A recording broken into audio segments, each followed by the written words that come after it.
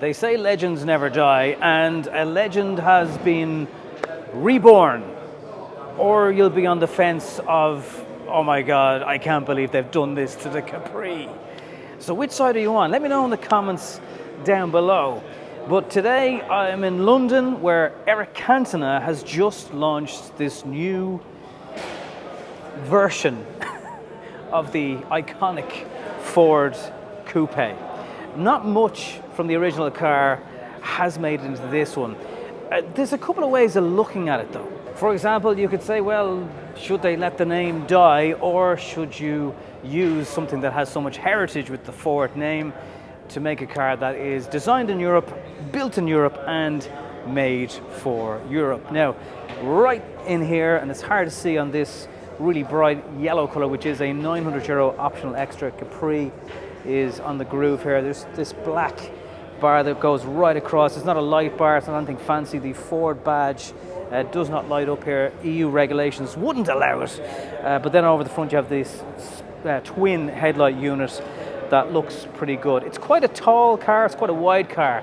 It's just over 2 meters wide, and it's over 4.5 meters long. So there's a lot of it. This particular car is sitting on 21-inch alloys, black mirror housing, black A-pillar, giving a kind of racing vibe off it. More black on the lower part of the car. A lot of you have made comments about Polestar too, over the back rear quarter. This is the part, the curve in the window, the swoosh, whatever you want to call it, that is the heritage part of the original Capri. But this one obviously has an extra set of doors, which do open wide, not 90-degree angle wide, but wide enough. What is beneficial of such a large car is the boot. Okay, so we're talking 572 litres in the boot, which is lots and lots of space. So under here you can store cables. This floor can split in two. You can drop the whole part down if you want. Little storage buckets such as this. Shopping hook holders, a 12 volt, and a white crisp light in the boot of the car. But certainly the aperture of it and the space involved is pretty decent. Is it a case of the back and the front look pretty good, but on the side you're not quite sure? Let me know in the comments down below. We have Capri behind this floating piece of, looks like glass in the center of the car. I think the lights look pretty good.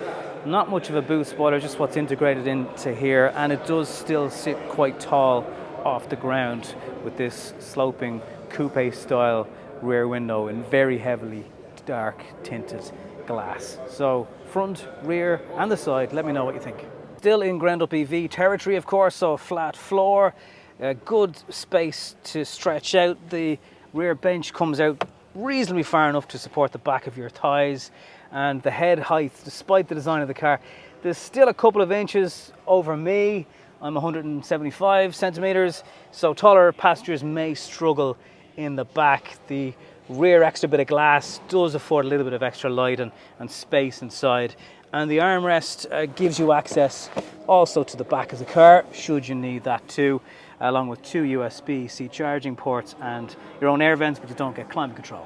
Stepping into the Capri, it also doesn't feel like you're stepping back in time, because apart from this bottom spoke in the wheel, which is very nice and has a nice retro feel to it, very similar setup, a square bottom and top on the steering wheel like we had in the Ford Explorer. Same way, this screen can have an extra storage space in here that locks everything away, and it means you can put phones, and if you were just wanted to have no phone for an hour but you were off having lunch, whatever, you could lock that away in the car. Very similar drinks holders. There's a wireless charging plate, just one, even though there's space for what could fit 2 but didn't make it in. This 14-inch screen is really big, plenty of great graphics in it. You can set it up that it's ready to go in the morning or a cold winter's night. You can have the heated seats on.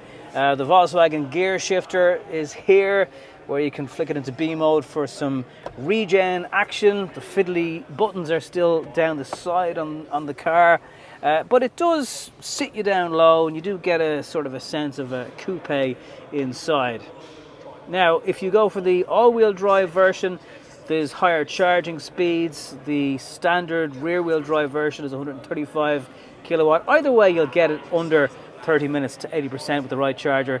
There's 11 kilowatt onboard charging, and Apple CarPlay, Android Auto, all available wirelessly on the car as well. If you want a 360 overview camera and a head-up display, there are optional extras, as is a heat pump and lane assist, which will guide the car in and out of different lanes for you. That's some of the top headline stuff. 286 brake horsepower, the standard range rear-wheel drive version of the car. That's the one that's going to be 47-ish in Ireland after grand. So to be honest with you, the car is possibly not as expensive as I thought it was going to be. If you didn't want the Explorer, you think this design looks slightly better, then they're in and around the same price. You can tow slightly more, 1,200 kilos with the all-wheel drive version, 1,000 kilogram towing capacity on the standard car. So there are a couple of the other things that you might be interested in. Who would have thought the days where you could say you're towing your caravan with your Ford Capri? But that day has now arrived. Battery size is 77 and 79 kilowatt hour battery. The longer range, extended range, is just 2 kilowatt hours larger. The WLTP figures up to 620 kilometers range. Whether that's achievable is always going to be questionable. If you go for the higher performance version with 340 PS, it has the longer range, but you're going to have that extra power and you'll probably end up using it. But as first look, it feels well put together. It's another use of the heritage Capri name. Were Ford right to bring it back, or should they have let it die and call this, for example, the new Focus? And then everyone would be like, oh, the new Focus is really nice. Let me know your comments in your comment box down below. Thank you for joining me here from London, where a little bit starstruck after seeing Eric Johnson here today. Talk to you in the next one.